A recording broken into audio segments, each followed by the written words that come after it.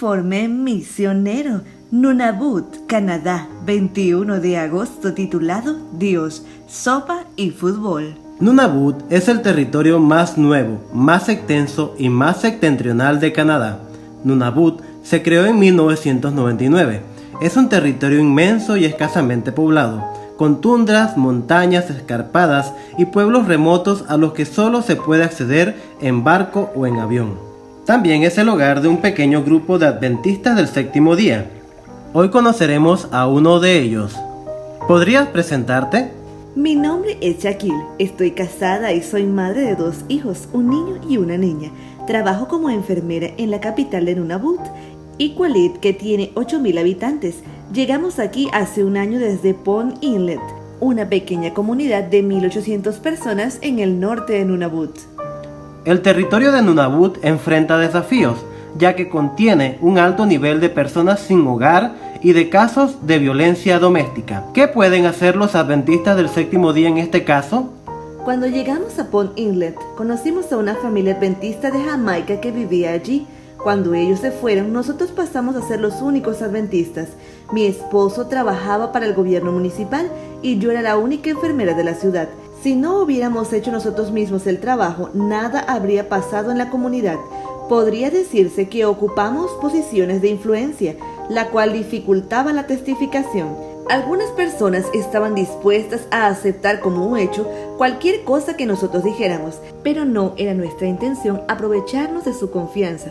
Tampoco queríamos que pensaran que estábamos aprovechando nuestra posición para imponer nuestras creencias, así que fuimos muy cuidadosos, pero sí hicimos ciertas cosas. Creamos un club de fútbol para niñas de 9 a 12 años. En Pond Inlet no había ningún club de fútbol femenino, así que el club que fundamos tuvo muy buena aceptación en la comunidad.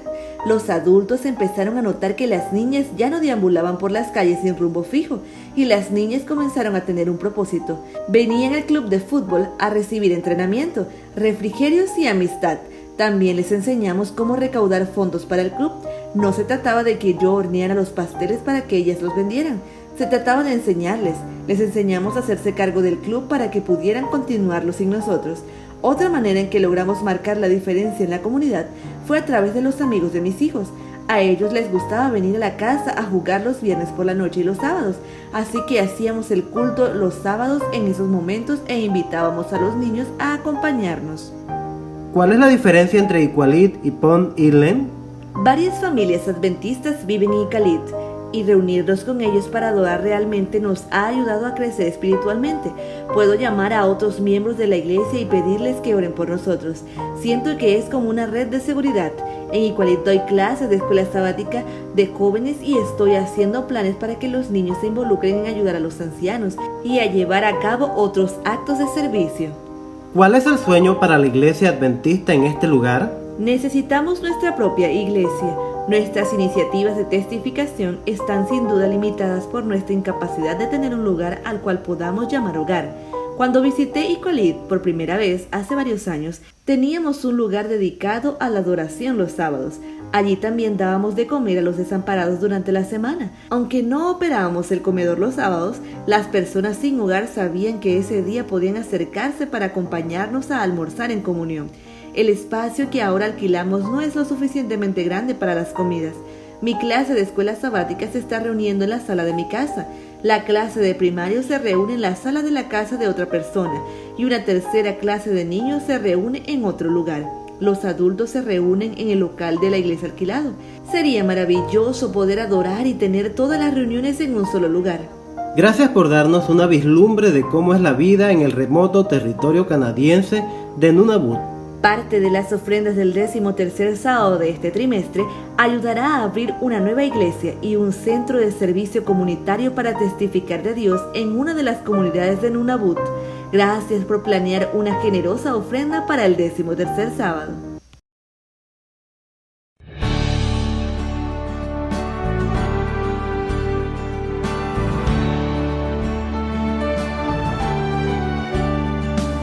Somos escogidos por la gracia del Señor. Somos la esperanza para un mundo en aflicción.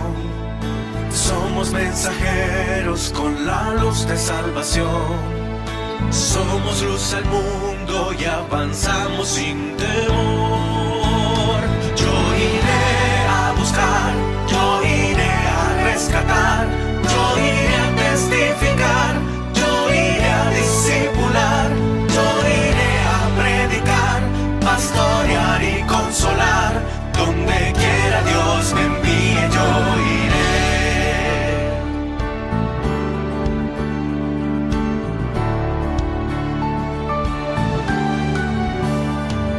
Con la pasión de Cristo al perdido buscaré. Con su Santo Espíritu salvación anunciaré. Con gran regocijo buenas nuevas llevaré. Con Cristo a mi lado de su amor predicaré. Yo iré a buscar, yo iré a rescatar, yo iré a testificar, yo iré a discipular, yo iré a predicar, pastorear y consolar. Donde quiera Dios me envíe, yo iré.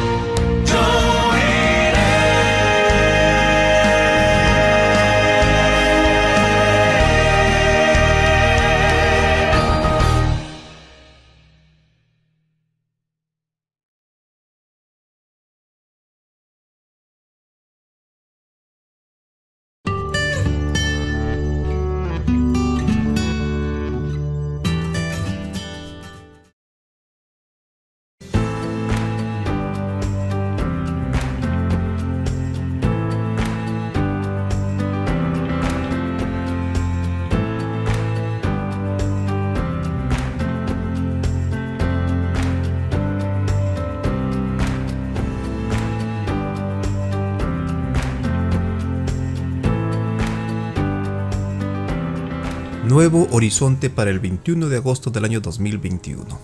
Mejoramiento en las relaciones interpersonales. Uno de los retos que enfrentan las pequeñas, medianas y grandes compañías que desean permanecer en el mercado y transformarse en sustentables y responsables es mejorar las relaciones con sus proveedores. El término utilizado para el área de los negocios es mejoramiento continuo. En el medio de la economía y la administración, se habla mucho del mejoramiento continuo como principio clave para alcanzar excelencia o éxito en los negocios. Esto se traduce como el conjunto de todas las acciones diarias que permiten procesos competitivos en la satisfacción de la contraparte. La mejora continua debe formar parte de la cultura de la organización o de la persona, convirtiéndose en una filosofía de vida y trabajo. El mejoramiento continuo es indispensable para generar excelentes relaciones con los proveedores, pero también es vital para mejorar las relaciones con quienes nos rodean. Veamos 4 razones importantes. Primero, formalización. Elena de White nos habla acerca de las relaciones y la sociabilidad cristiana, y dice que este aspecto no debe ser descuidado ni perderse de vista en nuestras escuelas. Significa que desde la niñez debe ser cultivado y formado en nuestras vidas. Segundo, continuidad. El mejoramiento debe ser continuo. Nuestro esfuerzo cultivado desde el hogar, incluso desde el vientre, por ser seres sociables y empáticos, debe caracterizarse por la constancia o permanencia. He ahí la importancia de la enseñanza en el hogar. Tercero, alcance. Cuando un niño no es educado en los aspectos anteriores, al llegar al colegio, la universidad, el trabajo, el matrimonio e incluso en la iglesia, tendrá serias dificultades para mantenerse a través del tiempo y en sus relaciones en todos los niveles al proyectarse y alcanzar sus metas espirituales, materiales y físicas. Cuarto, entrenamiento y capacitación. Aunque como seres humanos por naturaleza somos egoístas, por gracia del Eterno podemos juntos, Dios y yo, vencer las tendencias malsanas adquiridas en nuestra formación. En nuestra asociación como cristianos, nos dice Elena G. White, perdemos mucho por falta de simpatía mutua. El que se encierra completamente dentro de sí mismo no está ocupando la posición que Dios le señaló. El cultivo apropiado de los elementos sociales de nuestra naturaleza nos hace simpatizar con otros y es para nosotros un medio de desarrollarnos y fortalecernos en el servicio de Dios. Son muchos los que hoy en día consideran que la inversión en tecnología o negocio de importación y exportación de determinadas materias, inversión en estructuras y desarrollo de obras transforman la sociedad. Pero todos sabemos que, aunque esto es bueno y a veces necesario, el mundo está en un total desorden y se requiere una verdadera transformación que únicamente se logra a través de la palabra de Dios. Vayamos pues a Dios y su palabra y hagamos del mejoramiento continuo una gran realidad en nuestras vidas. Ciertamente, Él llevó nuestras enfermedades y sufrió nuestros dolores. Nosotros lo tuvimos por azotado, como herido por Dios y afligido. Pero Él fue herido por nuestras transgresiones, molido por nuestros pecados. El castigo que nos trajo paz fue sobre Él, y por sus heridas fuimos todos nosotros sanados.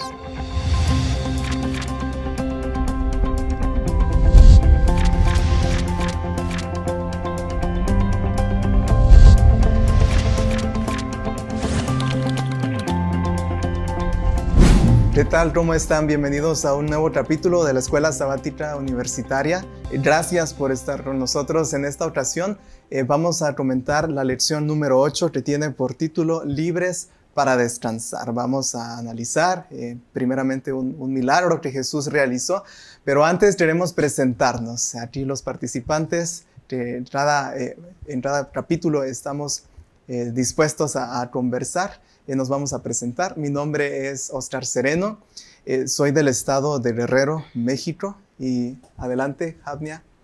Mi nombre es Javnia Febe y soy de la Ciudad de México. Yo soy Uriel Suárez y soy originario del estado de Michoacán, allá en el Bajío de la República Mexicana. Somos vecinos. Vecinos, sí. Bueno, yo soy Daniela Frutos y soy de Torreón, Coahuila. Muy bien, pues vamos a comenzar, pero antes, Daniela, ¿quieres dirigirnos en oración? Claro que sí, oremos. Padre nuestro que moras en las alturas de los cielos, Señor, muchas gracias te damos por la bendición que nos permites de reunirnos y de compartir tu santa palabra. Que tu Santo Espíritu sea quien conduzca esta sesión y que pueda transformar nuestros corazones. En el amor de Cristo Jesús. Amén. Amén. Amén.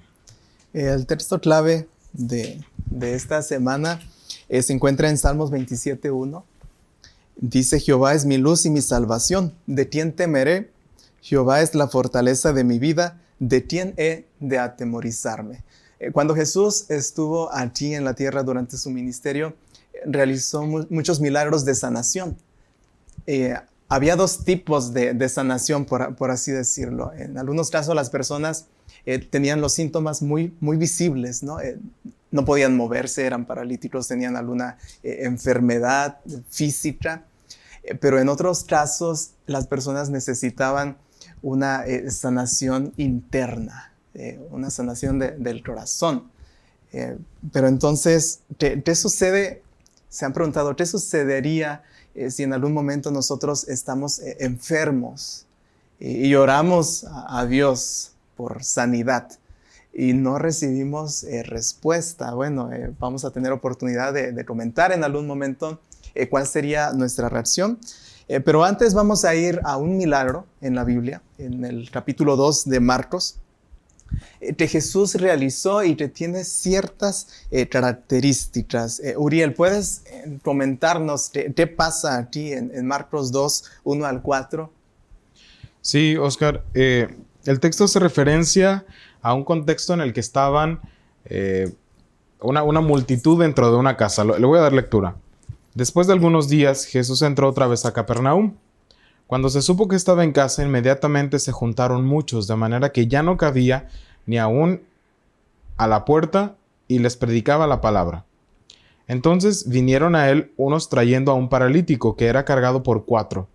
Y como no podían acercarse a él a causa de la multitud, quitaron parte del techo de donde él estaba y a través de la abertura bajaron la camilla en que yacía el paralítico. Ok. Vemos como un grupo, me imagino que eran amigos, ¿no? de esta persona, de este paralítico, pues hacen todo lo posible por llevarlo a Jesús para que pudiera sanarlo. Sin duda alguna ya habían escuchado de los milagros que Jesús había realizado con anterioridad. Hay una escritora que enfatiza algo interesante de este relato. Esta persona, este paralítico, tenía un pasado pues lleno de pecado, ¿no? Había hecho algo y ahora sufría las consecuencias. A veces es muy fácil juzgar a las personas. Vemos a un enfermo, vemos a alguien que está pasando por una situación difícil, o sea, hablando físicamente o mentalmente, y decimos, bueno, algo hizo. ¿No les ha pasado que de repente esa es la reacción inmediata, humana, ¿sí? De nuestra naturaleza? Se lo merecía. O, mira, por andar haciendo eso, ve cómo terminó. Esto es lo que se comenta, ¿no? de esta persona. Pero ¿qué hace Jesús? ¿Cuál fue la reacción? Vamos a verlo ahora en los siguientes versículos. En Marcos 2, ahora del versículo 5 al 12. Havnia, ¿puedes comentarnos qué pasa aquí? ¿Qué es lo que hace Jesús primero? Pues bueno, en Marcos 2, 5, dice, cuando Jesús vio la fe de ellos, le dijo al paralítico, hijo, los pecados te son perdonados. La enfermedad del paralítico era súper evidente, ¿no? Pero ¿qué es lo que hace Jesús? Él primero lo perdona.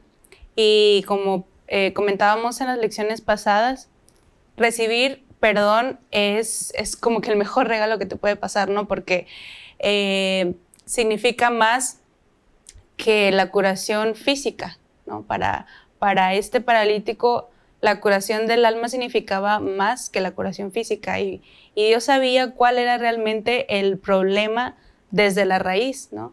Y por eso mismo le dice que los pecados le eran perdonados.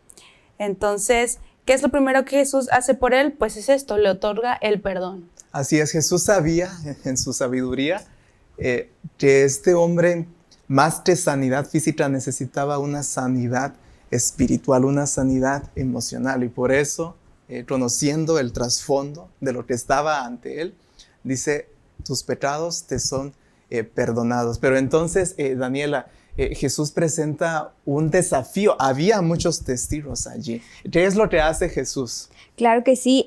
Marcos 2, en el versículo 8 y 9, dice que luego Jesús en su espíritu, pues se dio cuenta, ¿no? Que algunas personas pues estaban ahí comentando respecto a esta situación, y Jesús le responde a ellos. ¿Qué es más fácil decir al paralítico? ¿Tus pecados te son perdonados? O decirle, levántate, toma tu lecho y anda. Entonces aquí lo que tú mencionabas es algo muy importante. El primer modelo causal de la enfermedad, ¿no? Se situaba justamente en eso. ¿Por qué la gente enferma? Bueno, por una maldición que posiblemente él habrá hecho, o sus padres, o algo, ¿no? Por eso es que estás en esa situación. Con el paso de los años, bueno, pues la ciencia nos ha dicho que después ya los virus, las bacterias, se identificaron como los causantes de las enfermedades principalmente infecciosas. Continuó el progreso y ahora no solo estos agentes biológicos, sino también el huésped, ¿no? Y el ambiente convergen entre sí para desarrollar la enfermedad. Y actualmente, bueno, pues tenemos el modelo multicausal, ¿no? Multifactorial, que no solamente está la parte biológica, genética individual, sino el ambiente e incluso hasta la interacción sociopolítica. Sin embargo, aquí Jesús nos dice, ¿no? Esta parte de lo que tú comentabas, de el perdón de los pecados, de la sanación. Aquí el desafío que enfrenta es que Nosotros ahorita con un medicamento, con un tratamiento podemos atender la enfermedad de las personas, pero la enfermedad del pecado, el único que la puede atender es Jesús, y el medio por el cual lo hizo, o el desafío tal cual, es que se necesitaba su muerte para entonces hacer la liberación o el perdón de los pecados. Muchas gracias, Daniela. Recordemos que Daniela es salubrista. Gracias por explicarnos el contexto de las enfermedades. Vamos a ir a un corte y volvemos. Al ver Jesús la fe de ellos, le dijo al paralítico: Hijo, tus pecados te son perdonados. Mateo 2:5. El Nuevo Testamento contiene aproximadamente 30 relatos diferentes de los milagros curativos de Jesús. En 2/3 de estas historias, alguien trae a otro a Jesús. A menudo se produce una curación física, mental, emocional o espiritual en la vida de otras personas porque alguien se preocupa lo suficiente como para entender sus necesidades en el nombre de Jesús. ¿Notaste las palabras al ver Jesús la fe de ellos en Marcos 2:5? Esto es fascinante. La fe es algo que ves, no es algo intangible. Siempre se revelan acciones. En este caso, Jesús honró la fe de los amigos de este hombre. Podemos ser los agentes sanadores de Jesús al conducir a otros a Jesús. Muchas gracias por estar nuevamente con nosotros. Vamos a seguir comentando algunos aspectos de la lección.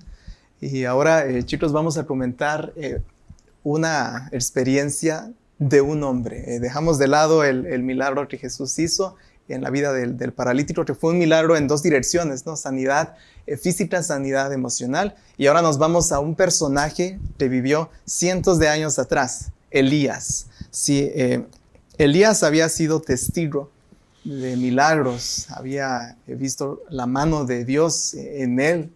Era un hombre que tenía todos los elementos para afianzarse en Dios. Sí, Uriel, ¿quieres comentarnos algo sobre la experiencia que tuvo Elías en Primera de Reyes, el capítulo 18 y 19? ¿Qué nos puedes comentar? Sí, Oscar, me gustaría nada más retomar el capítulo 19 en los primeros versículos, pues habla de la amenaza de muerte que tiene Elías, ¿no? Y que dentro de todo, él decide huir, que de hecho es el énfasis que presenta la lección. Voy a leer un par de versículos, sobre todo a partir del 4. Luego de caminar todo un día por el desierto, fue a sentarse debajo de un enebro. Entonces deseó la muerte y dijo: basta ya, Jehová, quítame la vida, pues no soy yo mejor que mis padres. Y echándose debajo del enebro, se quedó dormido, etc. Pues definitivamente notamos a un Elías deprimido, ¿no? A un Elías con el mal de este siglo, porque por aquí la lección dice que, según datos de la OMS, la enfermedad más común de todo el mundo y la que más discapacita a las personas es la depresión, ¿no? Ahora, me gustaría aquí mencionar que el hecho de que nosotros tengamos una cosmovisión cristiana, ¿no? Gózate en el Señor, reclama las promesas del Señor, no necesariamente implica que los cristianos no se lleguen a deprimir, ¿no? O sea, no es una garantía. La depresión es algo que a todos nos puede suceder, y en este caso a Elías le tocó, ¿no? Y ustedes podrían pensar en Elías como, pero se acaba de ver descender fuego, ¿no? Una experiencia con Dios tremenda. Pues simplemente estaba cansado, estaba agotado por estas experiencias intensas, y lo que hace es huir, ¿no? Así es. Y es común escuchar a personas que te dicen, no, pues con tu fe basta, no necesitas acudir incluso con un profesional, o sea, cree en Dios y Él te va a ayudar. Pero como cristianos también estamos expuestos a este tipo de situaciones, y es válido, sí, es válido. Y ahora vemos que Elías llega a un punto donde dice: Dios, quítame la vida.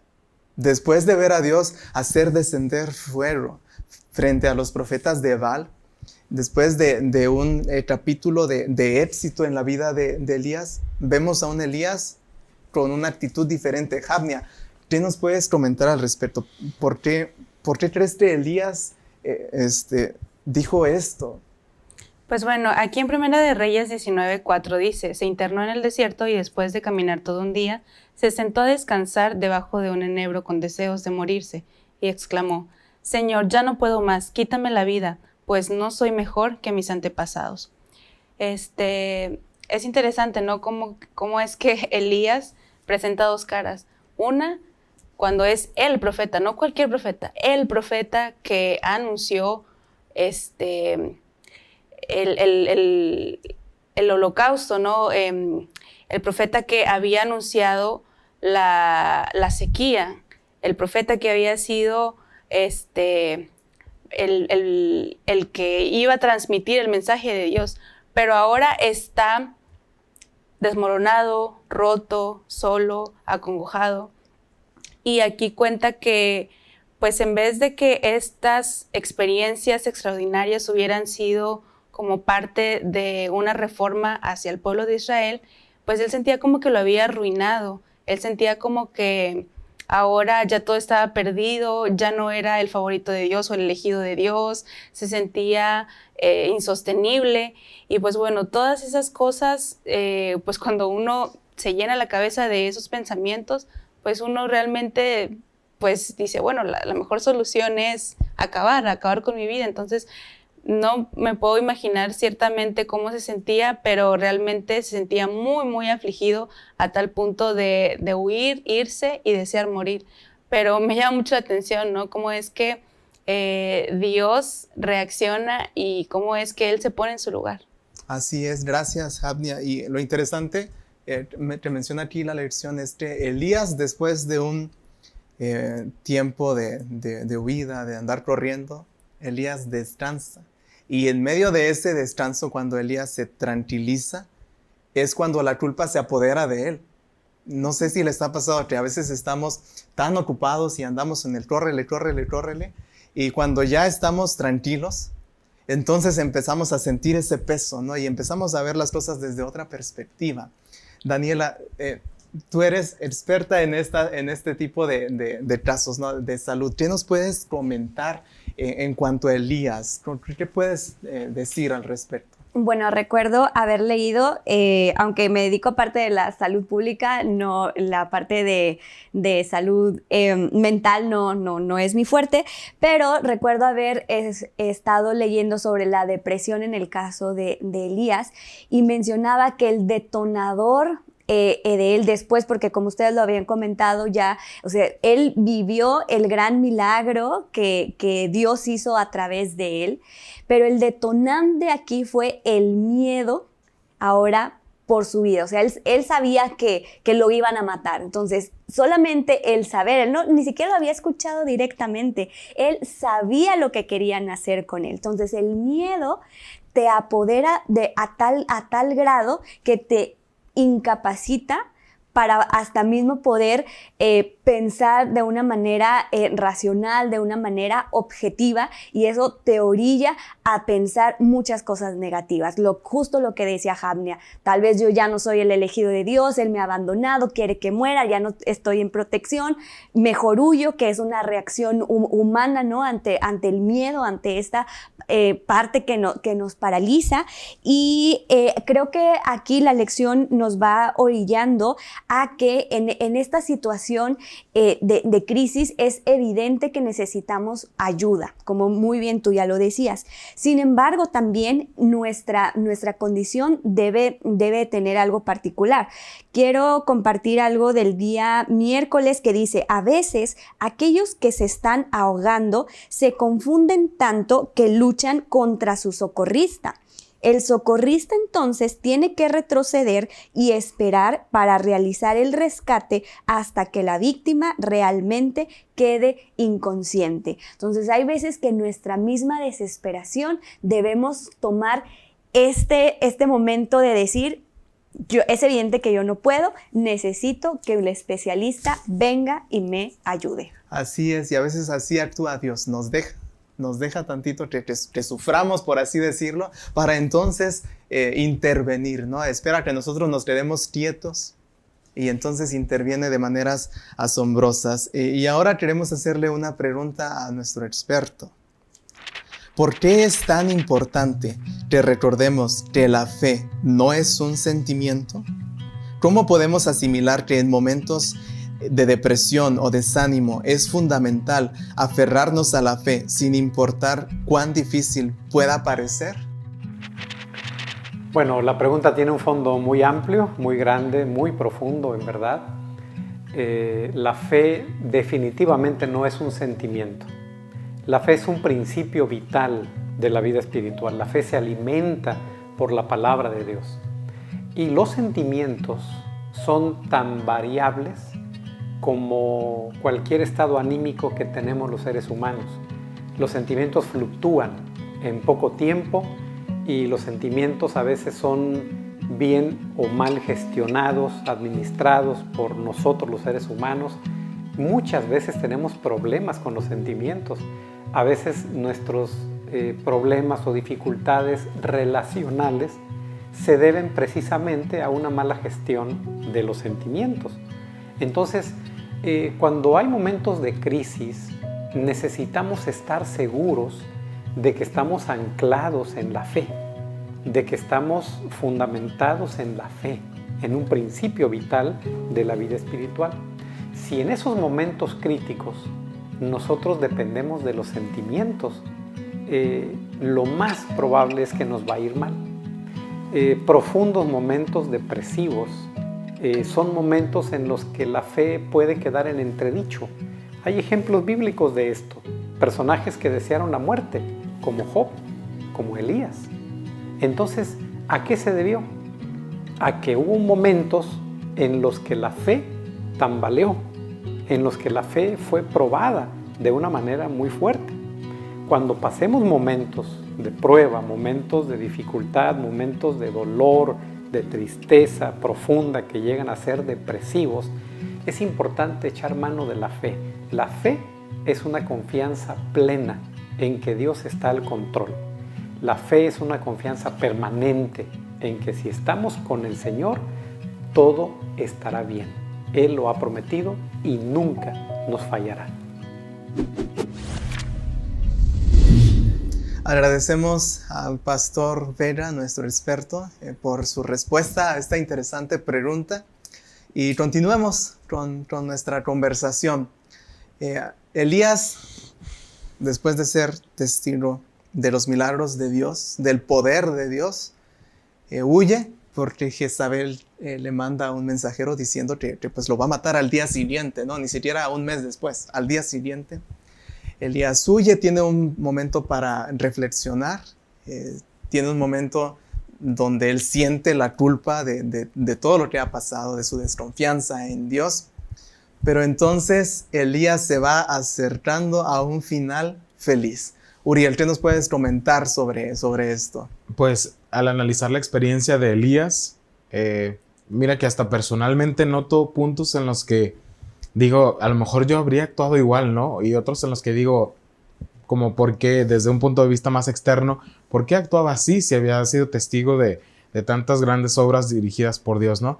Pero definitivamente creo que Elías necesitaba descansar, ¿no? Porque después de descansar, el enfoque se renueva. Y me impacta mucho que a pesar de que Elías se encontró en un momento demasiado oscuro, tal vez a consecuencia del miedo, ¿no? Y es que nosotros reaccionamos así cuando tenemos el miedo. De hecho, los ataques de ansiedad o algunos episodios de enfermedad mental, pues son sobre todo de un miedo que en ocasiones es infundado, pero para la persona que lo experimenta es súper real, ¿no? Y probablemente es lo que a Elías le sucedió, ¿no? Tiene la amenaza de muerte, pero de alguna manera, después de descansar, yo creo que pudo reflexionar, ¿acaso el que hizo descender fuego del cielo no me podrá librar de una amenaza de muerte? ¿No? Y le da la motivación que necesita para seguir adelante, para continuar el camino, porque todavía quedaban reyes que ungir, mensajes que entregar, y yo creo que lo más inspirador para nosotros, si es que nos llegamos a identificar con un episodio oscuro como el en el que se encontraba Elías, es que pues así como Dios lo preparó, lo utilizó, lo protegió y al final lo llevó en un carro de fuego, ¿no?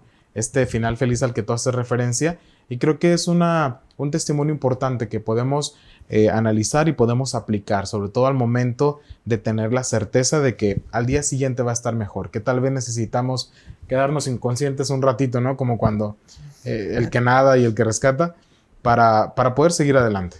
Así es. Entonces, hemos visto cómo Dios obra de diferentes maneras.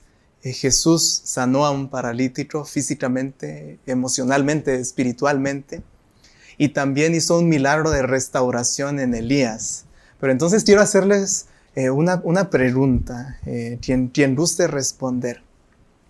¿Qué harían si teniendo una enfermedad, ustedes, nosotros, y pidiendo en oración sanidad, esa oración no fuera contestada?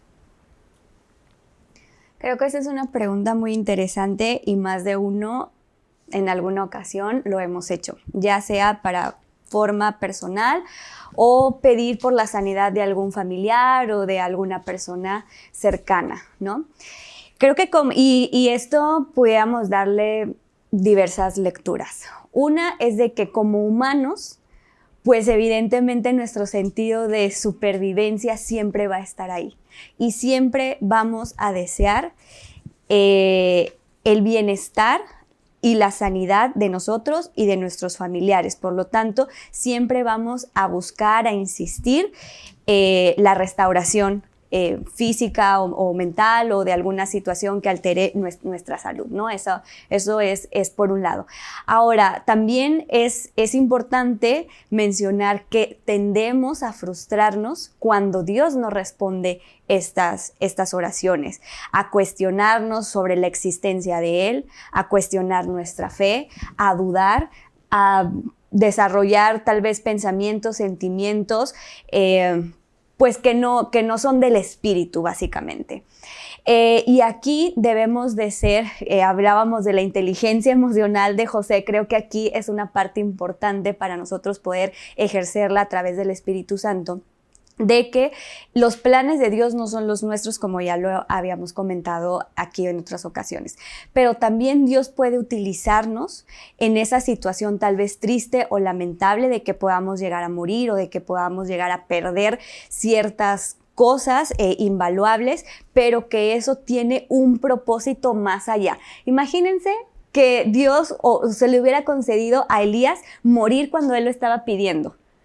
Todo lo demás de lo que nos hablaste ahorita del final feliz no hubiese sucedido. Entonces nosotros no vemos lo que vendrá después. Así que creo que siempre debemos estar confiados en Dios y Él siempre tiene la mejor respuesta para nosotros, aunque en esta situación Él nos pueda dar un no. Muchas gracias, Daniela. Uriel, Hadnia, ¿qué se quedan? O sea, de todo esto que hemos visto, ¿con qué se quedan de esta lección? A mí me gustaría hacer referencia a una de las sección introductoria de la lección, porque creo que esta pregunta que lanzaste, Oscar, es fuerte de contestar, ¿no? Es difícil porque uno puede ver gente buena, que uno considera buena, que está batallando con eso, y me quedo con que el diseño original de Dios no incluía el dolor, la enfermedad ni el sufrimiento. La enfermedad llegó a este planeta solo con la entrada del pecado. Así que es una consecuencia de esto y creo que nos puede ayudar a afrontarlo mejor si vemos la imagen más amplia. Ok, muchas gracias. Pues gracias por sus comentarios. Los invitamos a descansar en Cristo a pesar de que sus oraciones no sean contestadas. Recordemos que Él está allí dispuesto a ayudarnos y Él tiene todo un plan de transformación, todo un plan que nosotros no podemos ver, que si pudiéramos verlo, iríamos sin duda por el camino que Él tiene preparado. Que Dios los bendiga.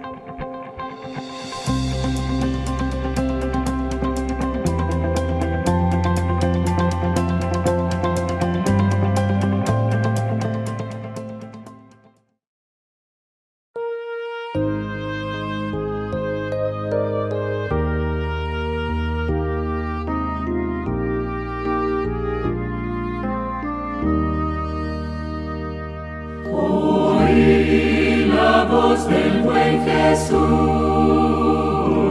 sígueme, sígueme, sígueme, te guiaré a eterna luz, sígueme, sígueme.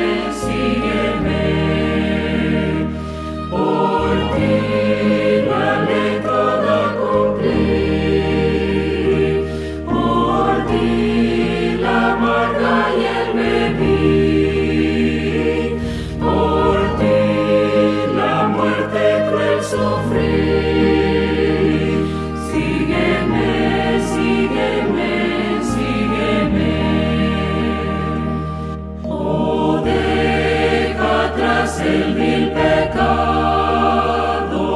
Sígueme, sígueme, sígueme.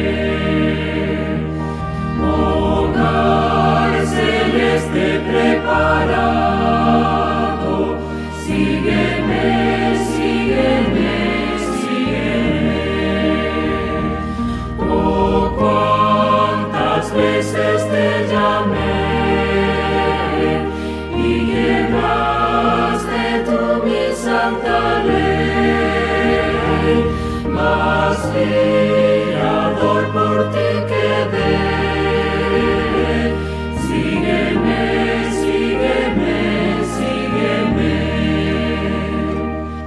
En mí tú puedes descansar. Sígueme, sígueme, sígueme. Tus penas ven a entregar. Sígueme, sígueme, sígueme. Yo soy tu Dios, tu Salvador, y te amo mucho, pecador. Ya deja todo tu temor. Sígueme, sígueme, sígueme. Si mi Jesús te seguiré, seguiré, seguiré, seguiré. Por ti yo todo dejaré, dejaré, dejaré, dejaré.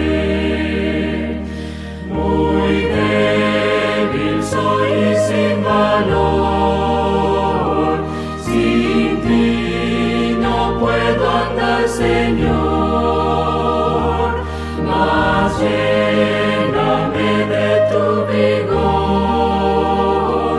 Seguiré, seguiré, seguiré.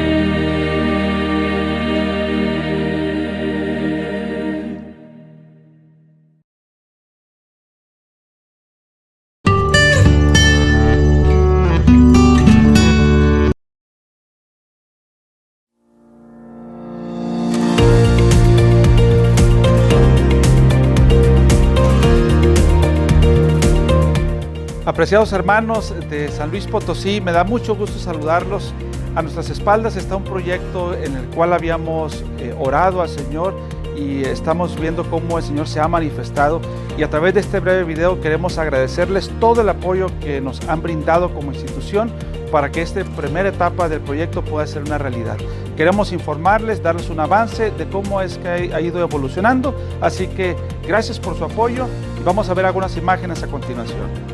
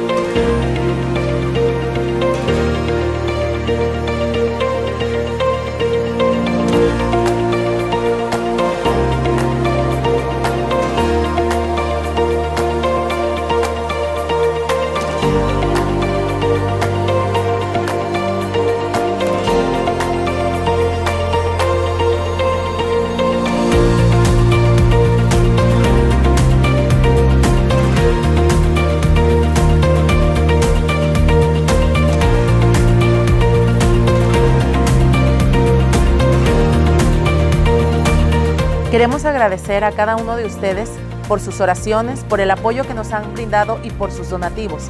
Esperamos que este proyecto pueda ser de bendición para cada uno de ustedes, para nuestros niños y para la educación adventista. Muchas gracias.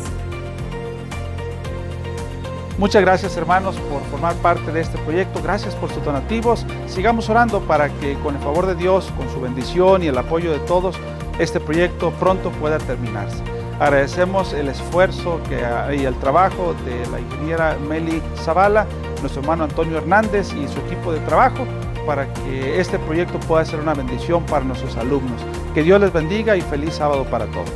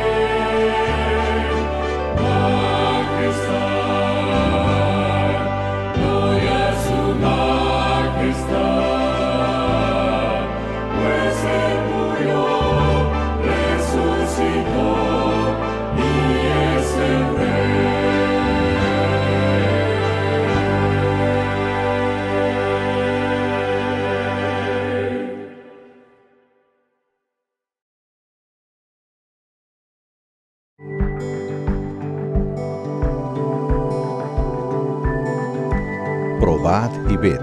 Historia de hoy. Quiero traer las ofrendas. Ahora que sabes que el diezmo es la devolución regular del 10% de todo lo que Dios te da, ¿qué opinas de las ofrendas? ¿Qué debería motivar devolver el pacto? Recuerde que el pacto es el nombre que se da a su ofrenda regular y sistemática. ¿Cuándo devolver el pacto? ¿Sería un día marcado en el calendario? ¿Cada sábado? ¿Cuando hay gratitud en tu corazón? ¿Cuando sabes que es momento de dar? ¿Existe un principio bíblico que hable sobre las ofrendas regulares y sistemáticas a Dios? En Malaquías 3, versículo 8, vemos una clara indicación de que el diezmo y las ofrendas son igualmente importantes para Dios.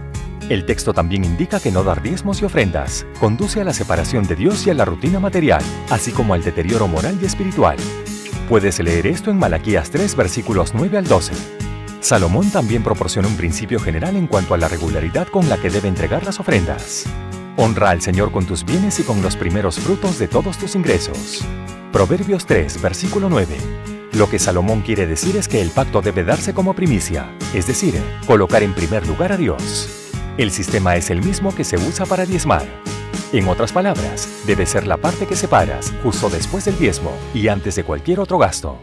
Por lo tanto, la regularidad con la que honramos a Dios con ofrendas regulares no debe basarse en nuestros sentimientos, proyectos relevantes o las apelaciones hechas desde el púlpito, sino en la frecuencia con la que Dios nos da un ingreso.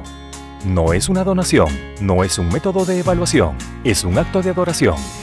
Ellen G. White también enfatiza este punto cuando dice que esta cuestión de dar no se deja al impulso.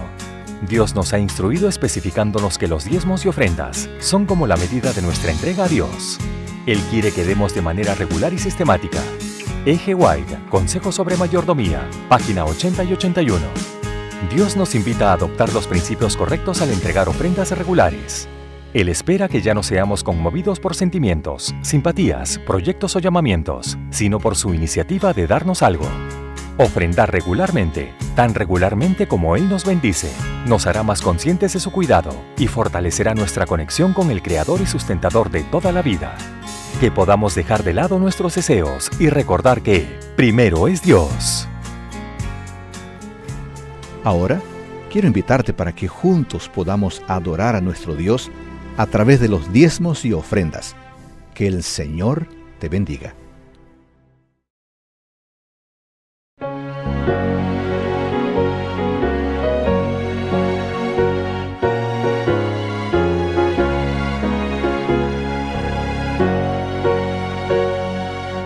Suenen las palabras del buen Salvador, oh traedme el diezmo al granero.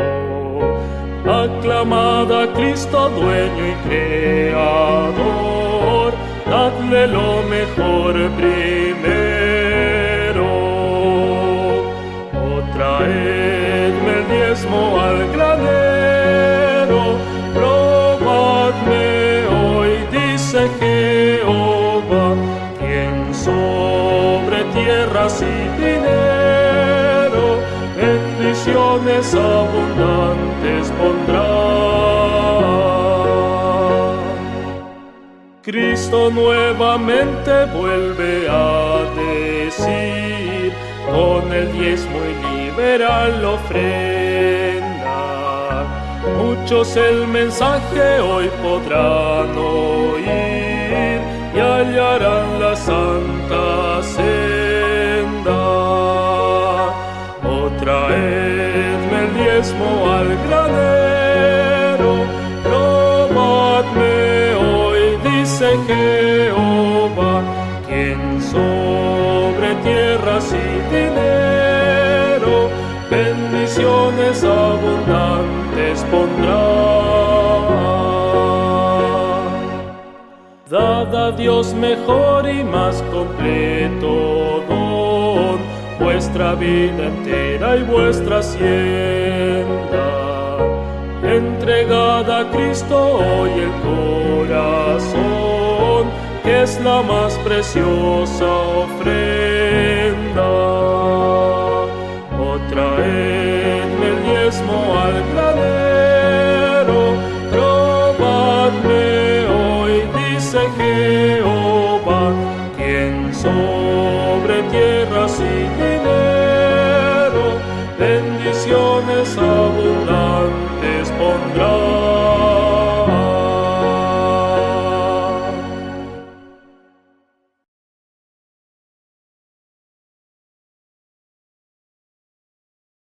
Hola chicos, llegó un momento que me gusta mucho, la adoración infantil. Vamos a aprender muchas cosas sobre la Biblia y sobre Jesús. Y junto con nuestros padres vamos a prestar mucha atención, ¿de acuerdo? Hoy vamos a escuchar una historia muy especial. ¡Sí! Llegó la hora de adorar al Señor. Llegó la hora de escuchar de su...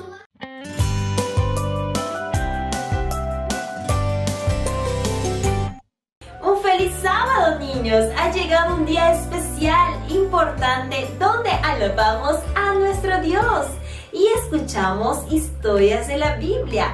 Y hoy escucharemos una historia más titulado La casa de Dios. Y el versículo es: yo me alegré, vamos a sonreír, me alegré con los que me decían, a la casa de Jehová iremos. Salmos 122, 1. Niños, en la Biblia encontramos la historia de Jacob. ¿Y saben qué sucedió con Jacob? Algo muy interesante. Él no se recostó en una almohada. Él se recostó en una piedra. ¿Y saben qué más?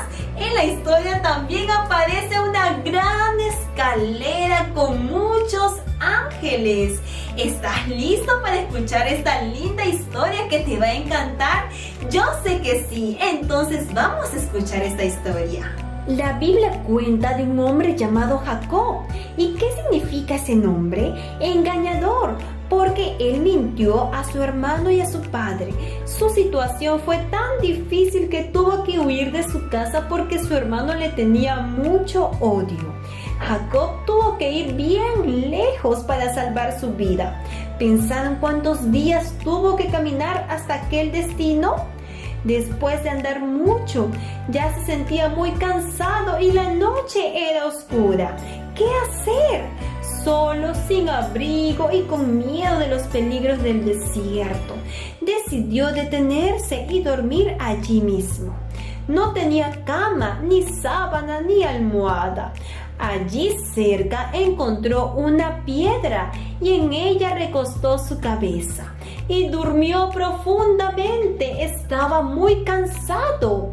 Pronto comenzó a soñar con una escalera que iba de la tierra hasta el cielo y los ángeles bajaban y subían por ella. Dios apareció y descendió por la escalera para hablar con Jacob y prometió cuidarlo muy bien. Imaginen cómo se sintió Jacob al despertarse. Estaba feliz y agradecido. Quería adorar a Dios allí mismo. Entonces con esa piedra hizo un altar, derramó aceite y oró a Dios. Ven conmigo, Señor, tengo miedo de continuar el viaje solo. Te pido que me protejas, donde vaya que no me falte ropa ni comida. Señor, tú eres mi Dios, sé que todo viene de ti y te prometo que te entregaré la 10ª parte de todo lo que me des. Jacob cumplió su promesa y Dios lo bendijo en todo. Niños, ¿ustedes saben cómo calcular el diezmo? Por ejemplo, si recibimos 10 monedas del mismo valor, ¿cuánto debemos devolver a Dios? Una moneda, que significa el 10%. Jacob devolvió a Dios todo lo que le pertenecía. Nosotros también debemos devolver nuestros diezmos y entregar nuestras ofrendas con mucho amor. Recuerden, también debemos predicar más acerca de Jesús, evangelizar cada momento. Hay muchos niños que necesitan conocer más acerca de la palabra de nuestro Padre y debemos estar más en comunión con nuestro Dios. Y ahora escucharemos un canto muy lindo y realizaremos las mímicas. Este canto es Buen mayordomo yo soy. ¡Vamos a cantar!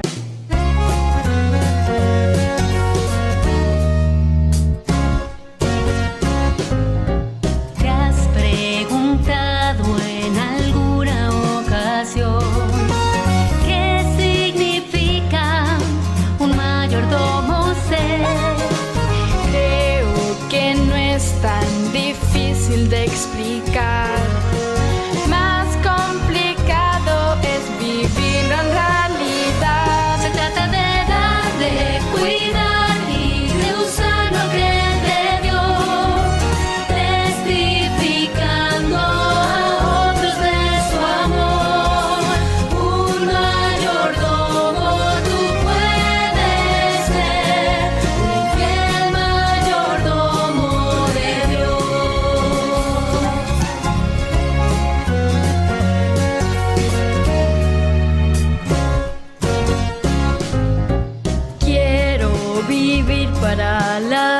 de mi Jesús y entregarte a ti todo lo que soy, que en mi andar y en cada respirar pueda tu nombre solo honrar.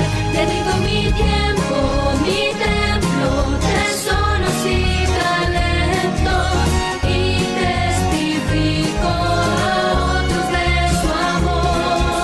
Buen mayordomo yo soy, un fiel mayordomo de Dios.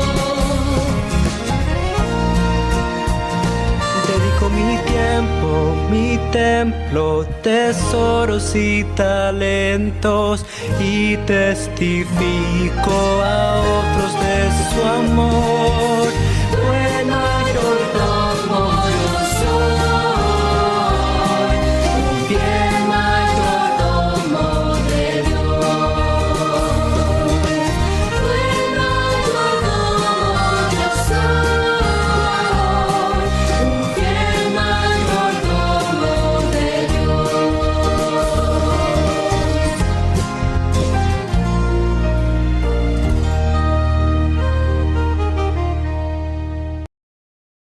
Nuestros chicos de media, ¿verdad? Anoche hablábamos, Ila y yo, es increíble, pero precisamente hoy hace un año que el Estado fue en lockdown. Y usted puede tal vez perder noción del tiempo, pero hace exactamente un año cuando todo lo que fue actividad pública de iglesia fue cerrado. Y yo recuerdo cómo Silvino, Maggie y su servidor vinimos al templo, ¿verdad? Hace un año a iniciar un fin de semana de familia solo entre nosotros con los 2 invitados, porque ya el mundo había cambiado, ya la iglesia no pudo venir a ese culto. A decir verdad, hermanos, todos nosotros hemos vivido una experiencia de aprendizaje. Ninguno de nosotros habíamos hecho el sign-up para esa escuela de pandemia, pero pareciera que nosotros nos estamos graduando por la misericordia de Dios. No ha sido la experiencia con todas las personas en el mundo. Nosotros, ¿verdad?, agradecemos a Dios que en su misericordia Él nos ha preservado la vida, pero no ha sido el caso de mucha gente querida, mucha gente que nosotros conocíamos, amigos, colegas, que tristemente no pudieron tener la misma experiencia durante este año. Pero tú, apreciado amigo, sea que estás aquí con nosotros o los que están conectados con nosotros desde casa, es una realidad que al nosotros tener la oportunidad de poder reunirnos es una de las evidencias de que hemos experimentado la misericordia de Dios que se renuevan cada día, cada mañana. Y yo quiero en esta oportunidad darle gracias a Dios. Su servidor no se cansa de agradecer a Dios por el don de la vida, pero yo no estoy hablando solo del don de la vida que Dios me ha dado a mí. Es el don de la vida que Él te ha dado a ti, que Él nos ha dado como comunidad. Sí es real que nosotros hemos perdido seres amados, amigos, pero con los líderes de iglesia cuando dialogamos decimos, bueno, gloria a Dios, de que a pesar de que algunos hemos enfermado, Dios en su misericordia nos ha sanado. Y verdad, durante todo este periodo nosotros hemos sido preservados en su amor. Y en el día de hoy yo quiero compartir una reflexión que yo sé que no voy a terminar de explicar todo lo que ese concepto contiene, pero a mí me interesa más que explicar todo lo que ese concepto contiene, que es muy conocido en nosotros como adventistas del séptimo día, que podamos reflexionar en lo que esa enseñanza como iglesia nos da. Yo quiero invitarte una vez más a que me acompañes, a que podamos abrir la palabra de Dios. Quiero invitarte a que vayas a 2 Pedro capítulo 1, versículo 12 va a ser nuestro punto de inicio. Y voy a invitar a todos los amigos que están conectados con nosotros. Nos da mucha alegría tenerles y esperamos que este culto sea de bendición también para ustedes. Vamos a tener una oración y así invitamos la presencia de nuestro Dios. Amado Padre, en este sábado alabamos tu nombre, damos gloria a tu misericordia, damos gloria al amor que tú nos has mostrado a ti como nuestro Dios, como nuestro Salvador. Y al nosotros venir a tu casa de oración, el grupo que estamos aquí, podemos decir, alabado sea el nombre de Dios. Nos gozamos en tu presencia. Y de igual manera, Señor, damos gracias por todos los hermanos y amigos que se conectan con nosotros. Quiero rogarte que no importa donde ellos estén, que la bendición de tu presencia les alcance, que ellos puedan ser bendecidos mediante tu palabra, que cada plegaria que ellos tienen en sus corazones, oh Dios, no solo la compartan en el chat, sino que la compartan con el trono de misericordia. Y quiero pedirte una vez más que tú nos hables mediante tu palabra, en el nombre de Cristo Jesús. Amén. Amén. El sábado pasado, su servidor, al igual que mis hijos, dimos gloria a Dios por esta hermosa mujer que ustedes pueden ver aquí. ¿Pueden ver la verdad? Esa hermosa dama, el sábado pasado estaba de cumpleaños. Así que, mi amor, damos gloria a Dios por ti, porque tú eres una inspiración no solamente para mí, para nuestros hijos, sino para toda la familia. Y por supuesto, ella es la única que tiene copyright en mi corazón. Así que ella sabe que te amo, mi amor, y es una felicidad celebrar cada día, cada año que Dios te regala.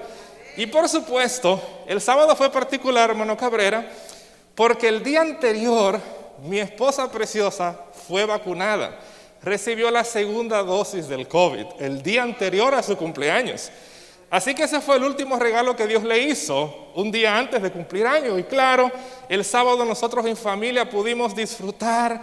Y ¿saben una cosa? Yo pensaba esta mañana que así como ella ha sido el medio que Dios escogió para traer vida a mi hogar inmediato, porque como la primera mujer, su nombre significa madre de vivientes, ella no es solamente la madre de vivientes en relación a mis hijos, ¿verdad? Porque nosotros como familia, debido a su condición, todos tuvimos la oportunidad de también ser vacunados. Así que nosotros decimos, gloria a Dios. Todos nosotros hemos sido bendecidos aún a través de su situación. Y yo doy gloria a Dios. Yo le contaba a hermana Indiana, ¿verdad? No diga todo, pero gracias a Dios, en lo que tiene que ver con el efecto de la vacuna, que algunos se preguntan, se cuestionan, a uno de mis hijos no le pasó nada, al otro le dio un poquito de dolor de cabeza, a Rachel le dio un poquito de fiebre, a mi esposa un poquito de fiebre, y a mí, como no me acuerdo, también me dio fiebre, hermana Indiana, ¿verdad? No, me decía la doctora, debías de tomarte más Advil que lo que te tomaste, para que fuera mejor el segundo día. Y gracias a Dios que pasamos, ¿verdad?, el fin de semana y reflexionábamos.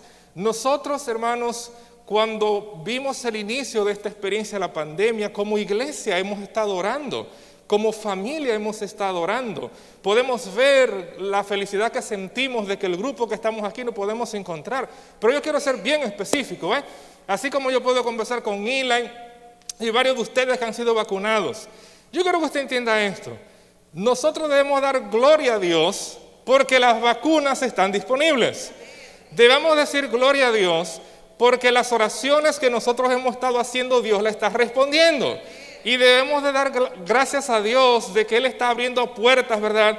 Ya anoche conversábamos en nuestra reunión de grupos pequeños cómo la Virginia García está dando la oportunidad a que todos los que son más adultos de 16 años, ¿verdad?, que se consultan en la clínica, tienen acceso ya pronto a recibir la vacuna. Así que sign up, no tienes que esperar. Nosotros como iglesia hemos sido testigos a través de los años, ¿verdad?, cómo Dios ha usado la iglesia mediante el mensaje de salud que nosotros tenemos. Y por supuesto, en el contexto que nosotros estamos, la iglesia hizo una declaración pública en relación a la inmunización.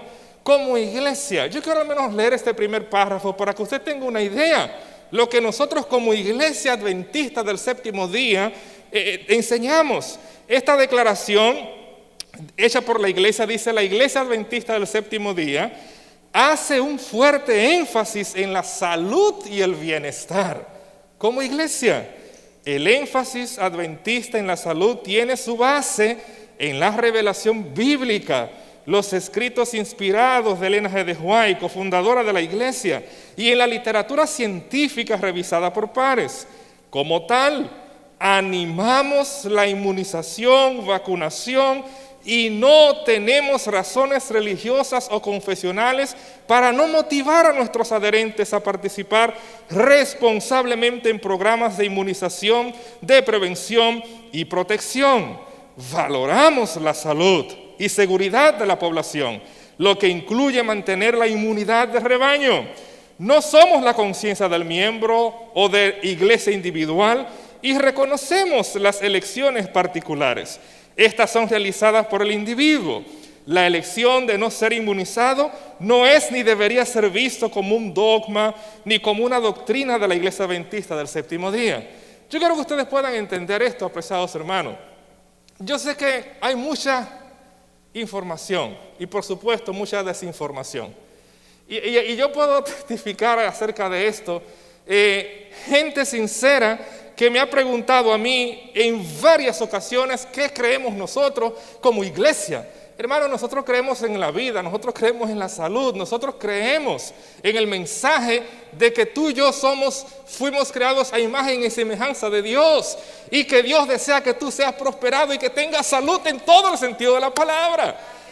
De ahí que a los que pueden tener un poquito de temor a la vacuna, yo debo decir que usted debería temerle mejor a contagiarse del COVID. No sé si me entiende. Pero, a decir la verdad, hermanos, su servidor ha sido quebrado en múltiples ocasiones durante este año al saber de gente, amiga mía, que perdió la batalla contra el COVID. Pastores adventistas que hoy ya no están con nosotros. Y claro, no estoy hablando, no se crea que yo llegué a la edad de retiro. No he llegado a la edad de retiro todavía. No tengo planes de retirarme por ahora. Pero yo le estoy hablando de gente más joven que yo. Sí, ¿cómo explicar? Como hemos mencionado, pastores en los 30 años que perdieron su vida contra el COVID. Chicos saludables que no le hicieron. De ahí que nosotros debemos de dar gracias a Dios de que las puertas se están abriendo para que retornemos a lo que éramos hace un año. Y yo quiero decirte, como dice esta declaración, nosotros no somos conciencia de nadie. Si tú decidieras no vacunarte, es tu decisión. Pero por favor, no expongas a los que son vulnerables, si ese fuera tu caso. Nosotros animamos a que tú puedas aprovechar la oportunidad y que de esa manera, como algunos me decían, pastor, se siente diferente, no porque tú no te vayas a contagiar luego que tengas la vacuna, sino porque tú sabes que puedes pelear contra el virus si te atacara. Entonces yo lo que pienso, hermanos, es que cada uno de nosotros tenemos una responsabilidad delante de Dios y debemos darle gloria a Dios de que Él ha escuchado la oración de muchos de sus hijos que durante meses hemos estado pidiéndole que su misericordia levante la pandemia. Yo quiero que en esta ocasión, al tú mirar este pasaje conmigo, yo quiero al menos decirte algo. Cuando este texto fue escrito, recuerda, la iglesia adventista no existía. Que alguien que puede empezar, pero ¿qué dice eso? No, porque nosotros tenemos la tendencia a leer este pasaje y creer ya que lo que dice el pasaje es lo que nosotros como adventistas acostumbramos a decir que dice el pasaje. Y yo quiero que ustedes me puedan entender acá. Por supuesto, el mensaje adventista está cimentado en la palabra de Dios, pero es importante que tú puedas ver esto. Este texto fue escrito en un contexto de la iglesia primitiva. Fue escrito por uno de los discípulos de Jesús. Y entonces ese apóstol Pedro, que todos muy bien recordamos, que nos podemos identificar en algunas cosas, ¿verdad? No en todas, pero que yo quiero en esta ocasión que tú pienses en el sentido de este texto conmigo. La palabra de Dios nos dice, por esto, yo no dejaré de recordaros siempre estas cosas, aunque vosotros las sepáis y estéis confirmados en la, ¿qué cosa? En la verdad presente. Y por supuesto, cuando usted escucha esa frase, verdad presente, yo sé que su cerebro se ilumina de muchas cosas que están contenidas en esa expresión. Yo quiero en esta ocasión llamar tu atención en las 3 palabras que están en color rojo en ese pasaje. Yo no voy a poder explicar todo lo que este texto dice, pero me gustaría sacar algunas lecciones contigo. Y claro, la primera palabra que, como tú puedes notar, decidí colorear es el verbo recordar. Recordaros, ¿ok? el apóstol Pedro escribe: Señor, este es el pescador, este es el hombre que niega a Jesús, este es el hombre que saca el machete para cortar cuello, este es el hombre que Jesús le dice: apártate de mí, Satanás. Este es el hombre que usted conoce. Pero este hombre se entregó a Jesús, Jesús lo transformó y llega a escribirnos.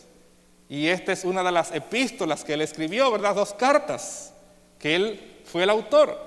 Y entonces en esta sección donde este versículo está registrado, hermana Bertila, los estudiosos lo llaman el testamento de Pedro, porque es como que Pedro está diciendo lo que él quiere que todos escuchen antes que él muera.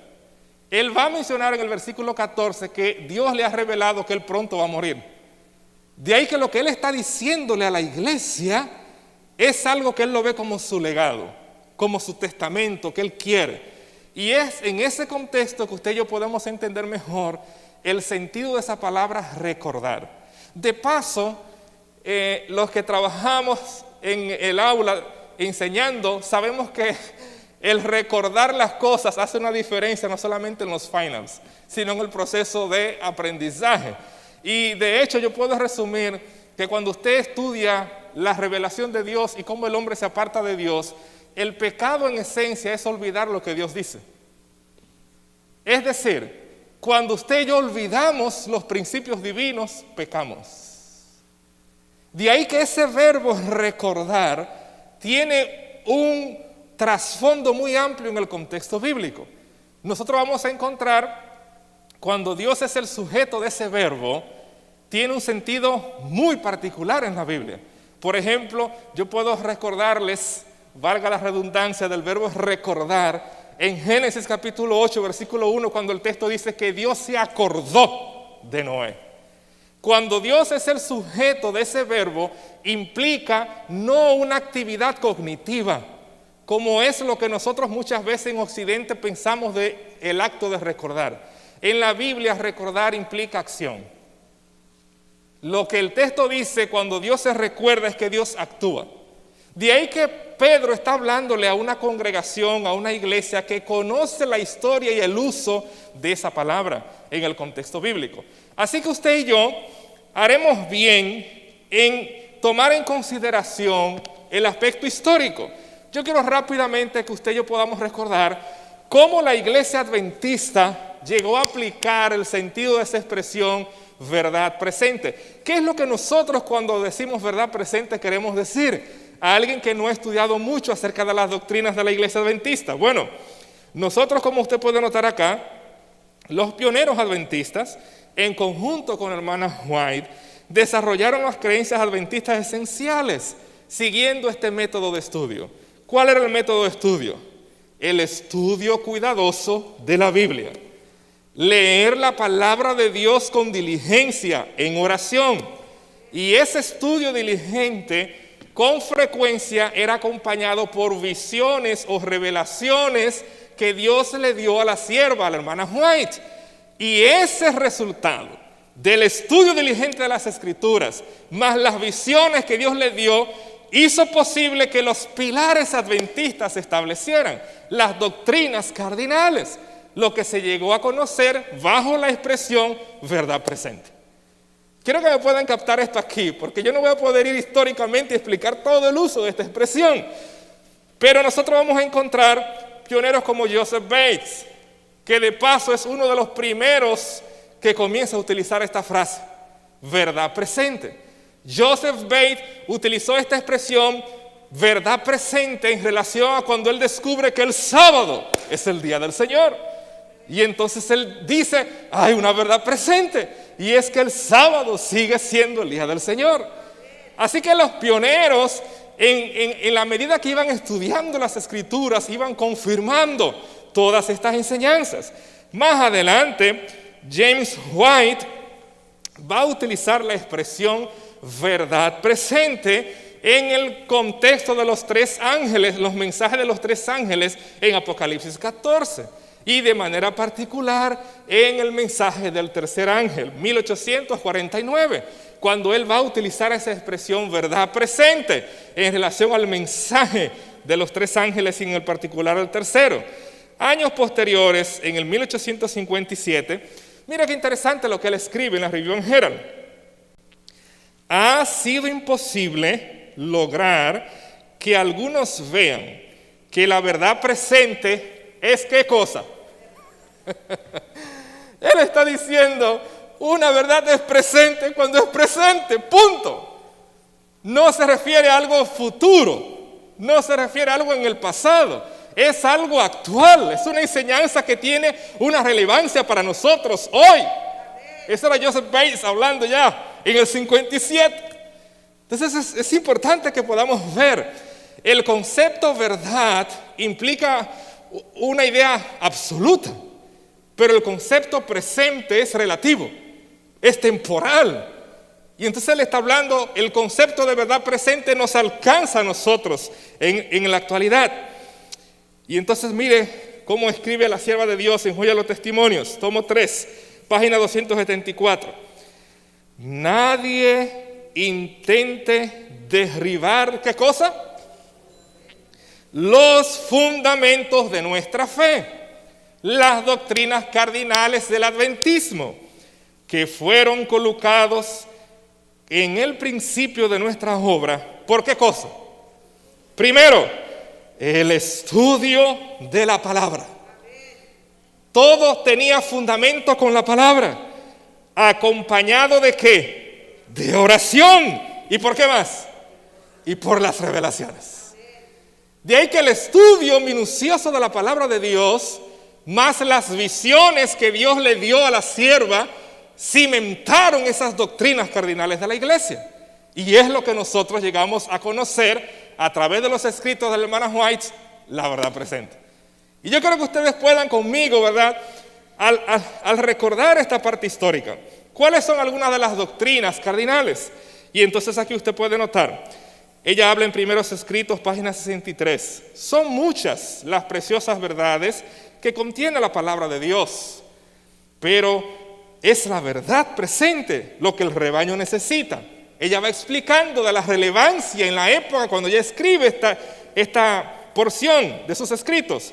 Satanás, dice ella, aprovechará toda ventaja posible para perjudicar la causa, pero los temas como el santuario, en relación con los 2300 días, los mandamientos de Dios, la fe de Jesús, son perfectamente adecuados para explicar el movimiento adventista.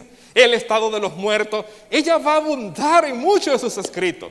Los pilares, esas doctrinas cardinales del adventismo. Lo que Dios da a sus siervos, esto es muy interesante. 1888, ¿usted recuerda lo que pasó en 1888 en Minneapolis? Ese evento, ¿verdad?, donde una de las doctrinas cardinales, muchos de los pioneros todavía no estaban muy claros en aceptarla. Justificación por la fe. ¿Ok? Yo sé que ustedes han estudiado bastante acerca de esto, pero a mí lo que me interesa es que ustedes vean cómo ella escribe en ese contexto. Dice ella, lo que Dios da a sus siervos, hablando en el contexto de Wagner and Jones, lo que Dios da a sus siervos para que hablen hoy, quizás no habría sido la verdad presente hace 20 años. ¿Te está escuchando? Es decir, en el 46 para Bates, verdad presente era el sábado. En el 49 para James White, verdad presente era el mensaje de los 3 ángeles. En el 57 todavía White dice, James White, verdad presente es presente. Y en el 88, ahora la sierva va a usar la frase en relación al mensaje, justificación por la fe. ¿Podemos ver? De ahí que la verdad, su comprensión, su transmisión es progresiva. Y ella está hablando ahora en el 88, lo que hoy Dios nos está dando con claridad, el mensaje de la justificación por la fe, no era concebido verdad presente 20 años atrás. Interesante esto, para que veamos cómo la iglesia, en la medida de la comprensión de la Biblia, va elaborando en lo que es esta frase. Una más, Maggie, 1898, escribe la sierva de Dios, La curación física. La curación física. El que yo cuide mi cuerpo, cuide mi salud, practique el mensaje pro salud, es ahora verdad presente para los adventistas. ¿Te estás escuchando? El mensaje pro salud es verdad presente para los adventistas. De ahí que ustedes pueden ver cómo esa frase va a abarcar el desarrollo teológico en la iglesia e incluir el mensaje cardinal para nosotros. Apreciados amigos, la sierva de Dios ha elaborado suficiente. Nosotros conocemos bien, hemos estudiado durante estos días cómo usted puede fortalecer su sistema inmunológico, cómo usted puede practicar los 8 remedios naturales. Eso es verdad presente. ¿Entendemos? En el contexto que hoy nosotros estamos viviendo de una pandemia, el mensaje pro salud es verdad presente. Y es lo que nosotros debemos de entender. De ahí que nosotros, cuando recordamos lo que Pedro está diciéndonos acá, todo eso que ustedes conocen, yo les quiero recordar como quiera. Yo quiero que ustedes recuerden. Y entonces esa frase, como yo mencioné, es interesante que ese verbo que Pedro usa, Eli, pertenece a una familia de palabras en el griego. Y el Espíritu Santo es sujeto de ese verbo también. Cuando Jesús dijo en Juan 14:26, y el Espíritu os recordará, es el mismo verbo que Pedro está diciendo acá, yo les recuerdo a ustedes. De ahí que ese verbo es muy importante en el Nuevo Testamento. Se utiliza para traer a la memoria los actos de Dios, para recordarnos de que Dios ha estado presente a través de la historia con su pueblo. Y en el Antiguo y en el Nuevo usted va a encontrar una riqueza en relación al uso de ese verbo recordar. Pero yo quiero al menos leer uno de los pasajes que aparece en pantalla. Salmo 143. Vaya conmigo ahí, por favor. Salmo. Mira cómo el salmista nos habla, utilizando un concepto similar de recordar.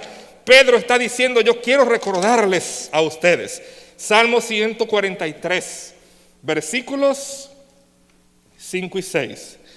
Mira cómo dice el salmista. Me recordé de los días antiguos. Se ve que ya ha pasado los 15 años, ¿verdad? Rodolfo, el salmista aquí.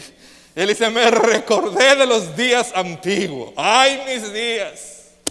El salmista está trayendo a la memoria su vida, la manera que Dios ha actuado en la historia.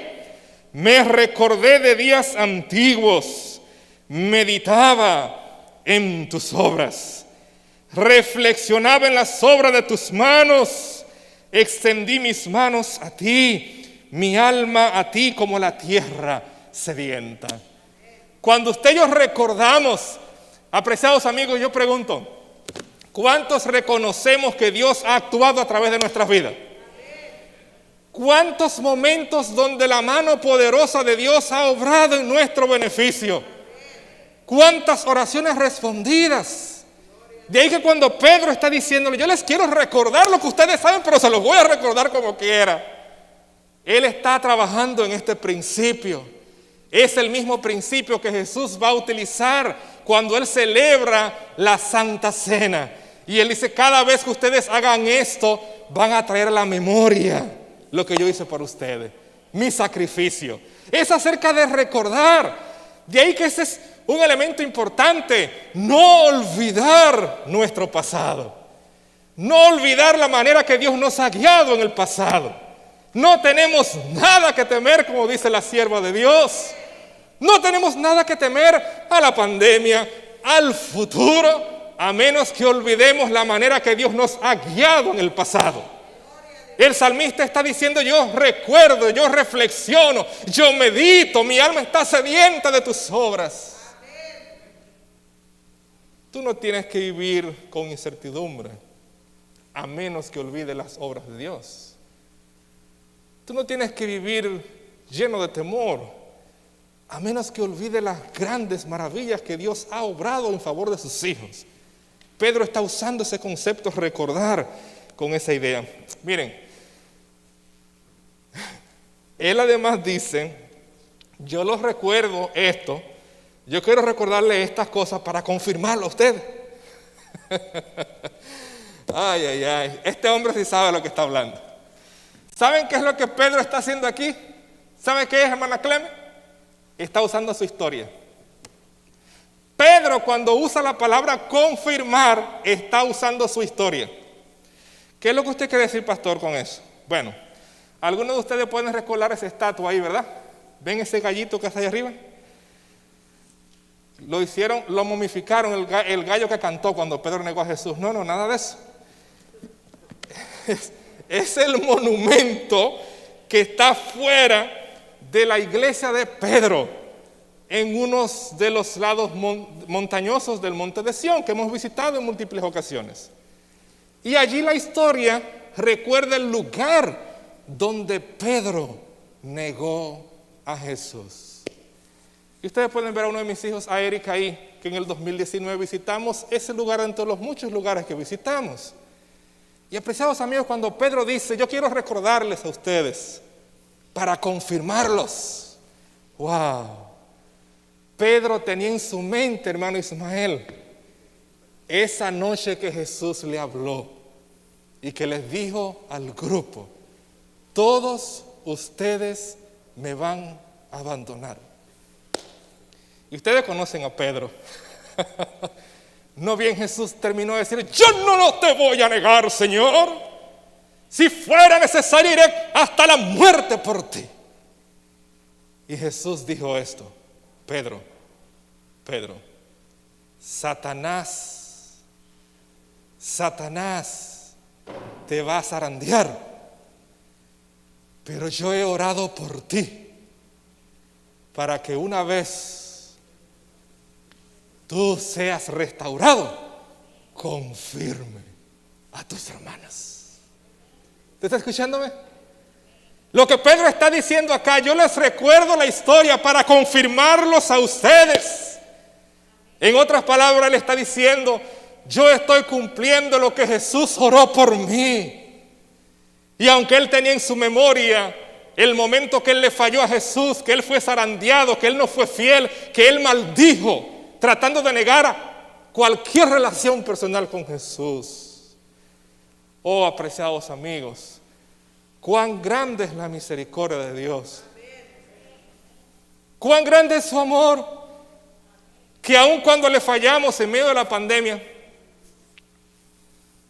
que aun cuando somos zarandeados en medio de la pandemia, cuando en vez de poner nuestros ojos en Jesús, lo ponemos en cualquier cosa en las redes sociales. Cuando en vez de estudiar más la palabra de Dios, queremos escuchar teorías que no están basadas en la palabra de Dios. Jesús le dijo a Pedro, aunque caigas, yo he orado por ti, para que tú seas restaurado. Y ahora Pedro, que negó al maestro, que se arrepintió totalmente de haber fallado en el zarandeo, de volver a Jesús, le escribe a la iglesia, yo les recuerdo el pasado para que su fe sea confirmada. Él está usando ese lenguaje, ellos saben de lo que le está hablando. En otras palabras, si Él me pudo perdonar a mí, también te puede perdonar a ti. Si Él tuvo misericordia de mí, y aunque yo fallé miserablemente, Él me constituyó en un mensajero para confirmar a otros en la fe.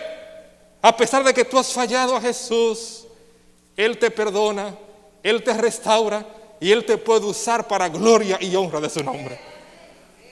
Y es ahí que nosotros llegamos entonces en el sentido de lo que es verdad. Cuando Pedro está usando este concepto, verdad, está trayendo toda la historia de la Biblia en esa palabra. En el contexto bíblico, la palabra verdad es lo opuesto a todo lo que es falsedad. Verdad es el antónimo de cualquier cosa que es falsedad.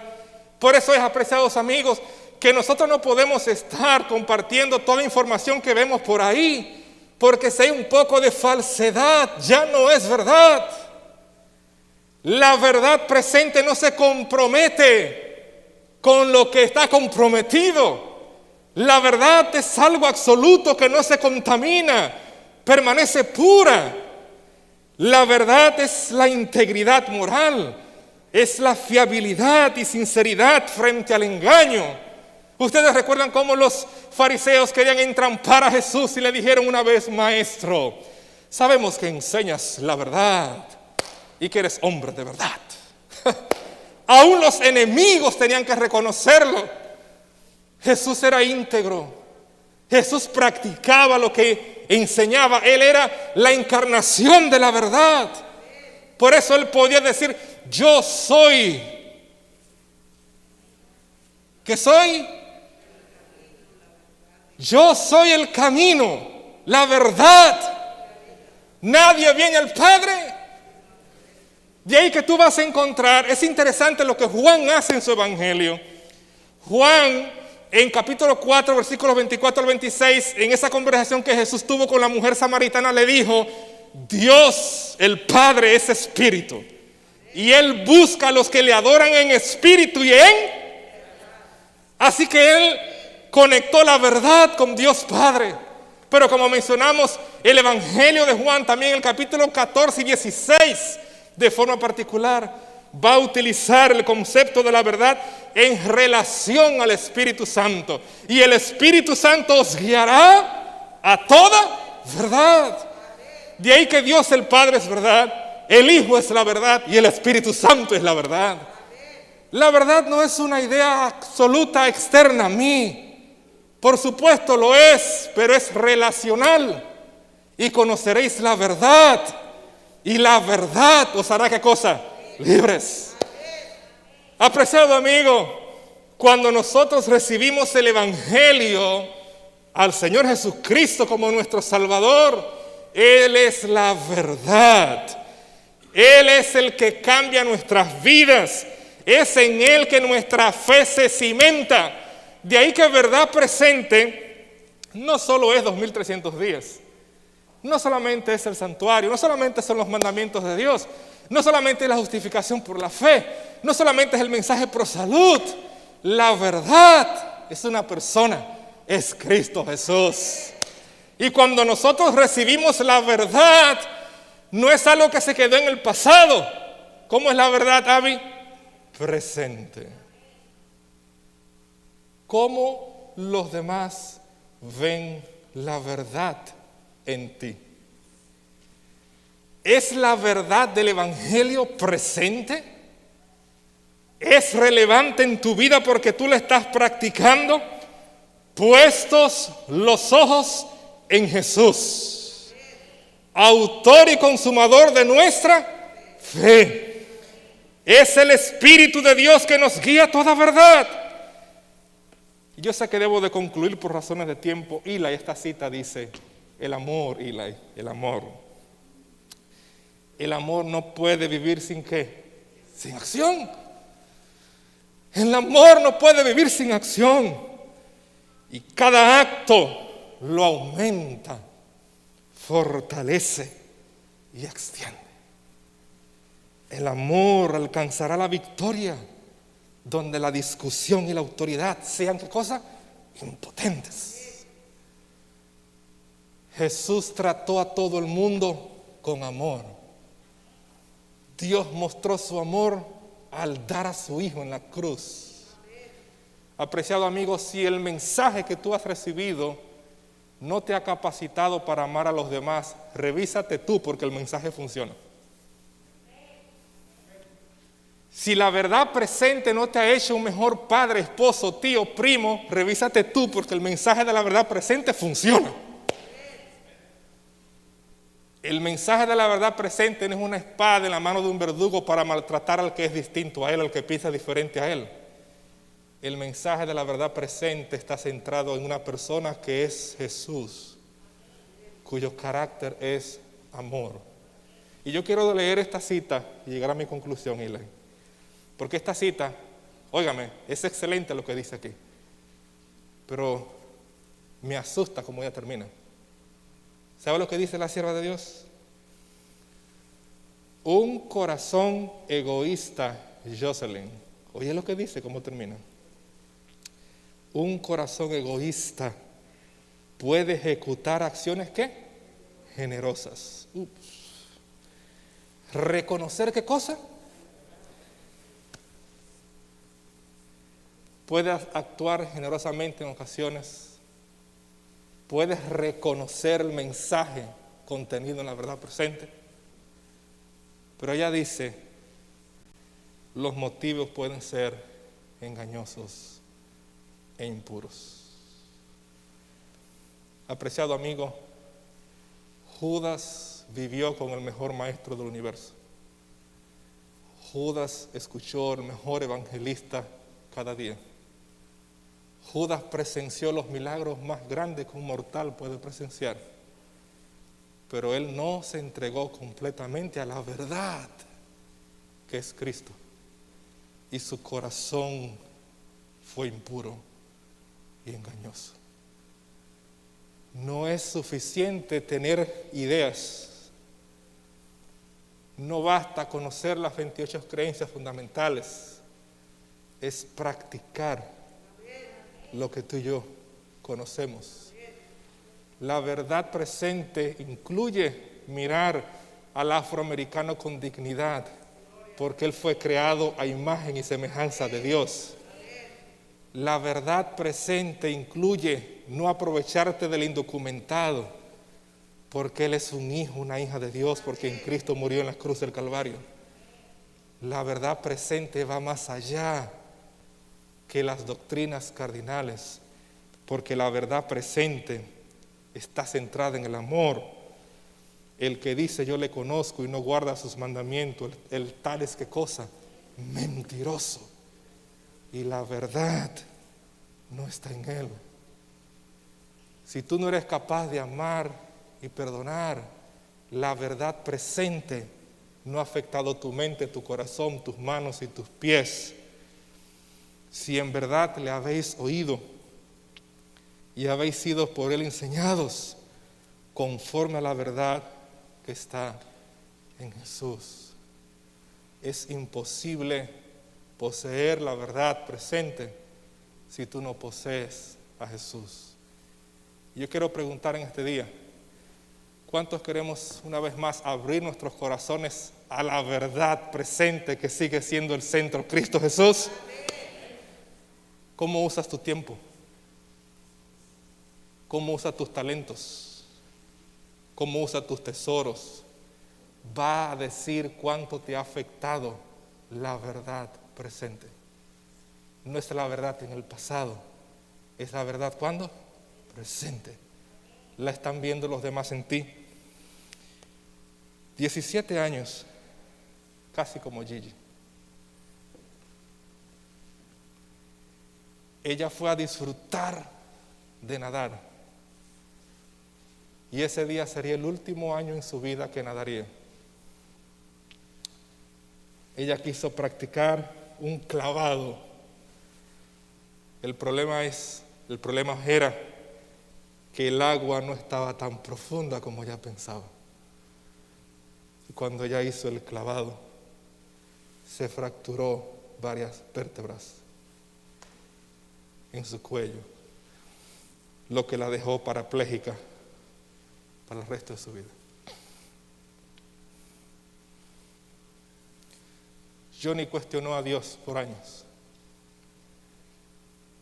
pero ella decidió que lo que le quedaba quería usarlo para inspirar al mundo, no para maldecir. Y aunque parapléjica, lo único que podía usar era su boca para pintar.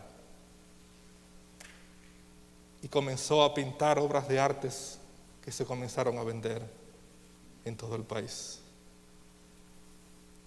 Y a pesar de que ella perdió sus capacidades motoras y no podía escribir con sus manos, hoy ella es una de las personas más conocidas porque ha escrito decenas de libros tan solo usando su voz para escribir a través de un software. ¿Qué tienes en tu mano? ¿Cómo tú estás usando lo que Dios te ha puesto en tus manos? cómo el uso de tu tiempo, tus recursos, de tu vida, revela la verdad presente que tú dices que has aceptado. Puede ser que este año que ha transcurrido de pandemia nos ha revelado cuán débiles somos en la fe.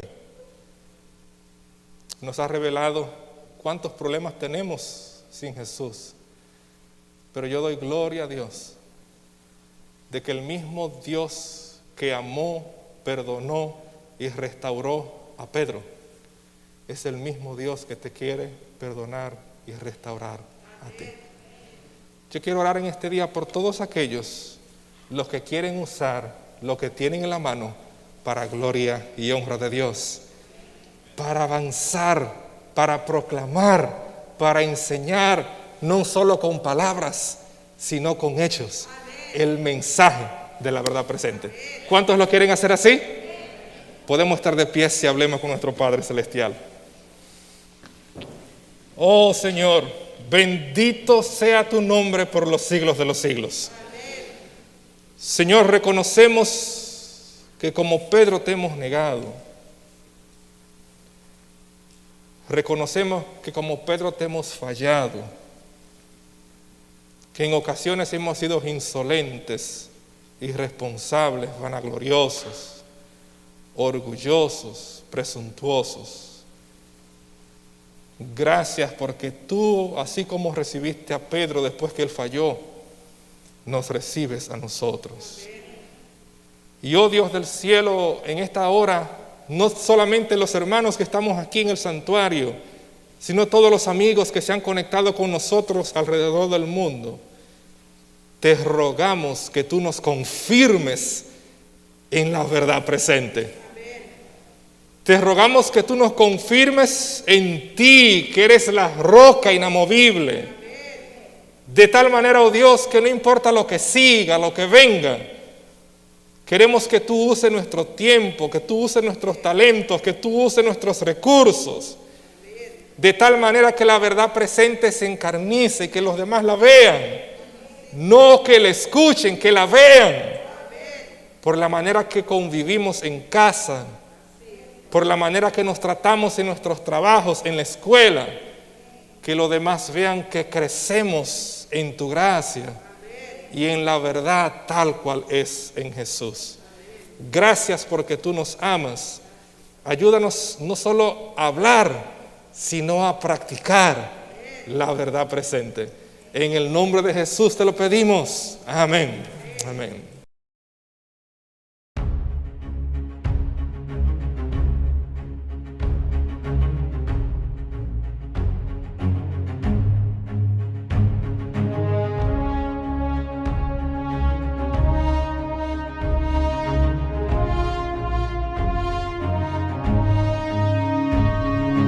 Cielos y mares anuncian Cristo viene, nuestra esperanza al fin se consumará. Pronto vendrá, pronto vendrá, pronto vendrá. Qué glorioso encuentro.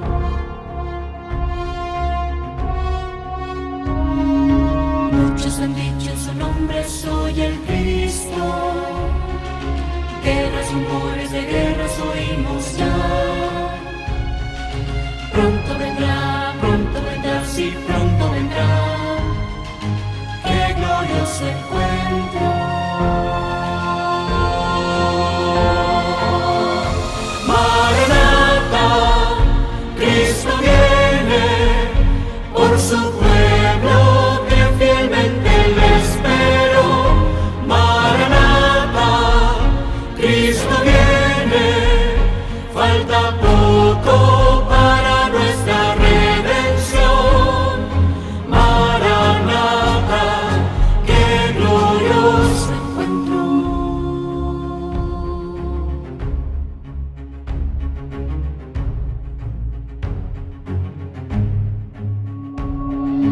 Con majestad y gloria vendrá del cielo. Los que murieron en él resucitará. Pronto vendrá, no tardará, él volverá. Pronto le veremos.